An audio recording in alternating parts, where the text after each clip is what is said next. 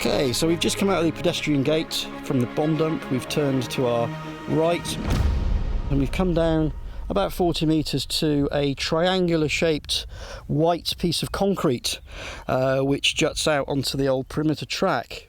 It's worthy of note, this particular site, as it's part of the Cold War experimentation that was going on at Blakehill, thanks to GCHQ.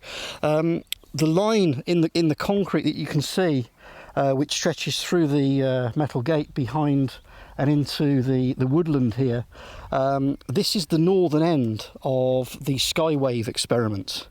The Skywave experiment was designed as a miniature version of what it was eventually designed to be.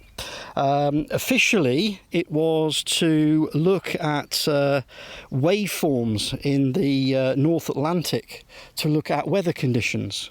This is a 300-metre long array, which was part of the over-the-horizon radar system, which was on site. It would basically bounce radio waves into the ionosphere, bounce them back down onto the target, get a reflection, and a reading could be taken of weather conditions in the North Atlantic. Officially. Unofficially, of course, this was a miniature version of what was going to become Project Patine, which would have been part of the largest radio aerial in the world. The receiving site would have been Blakehill Farm. The transmission site would have been RAF St David's in Wales. Unofficially, of course, it was to look for Russian nuclear submarines and shipping. And all that remains here now is just some lines in the ground and some lumps and bumps on the surface. If the project would have been completed, if the Cold War hadn't have ended, then Blakehill would have been run now by the Americans, and standing this close to a sensitive radio receiving centre would have had us arrested.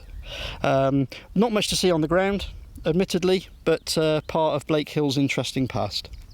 What we're going to do now is we're going to have a final walk round to the highlight of the day, which will be the remains of the original main runway of RAF Blakehill Farm, from where so many people flew, both Flying Nightingales, members of 437 Squadron, members of 233 Squadron, and many infantry and pilots from the Glider Pilot Regiment, some who flew, many never returned. So it's something to look forward to, and it will highlight the end of our tour today.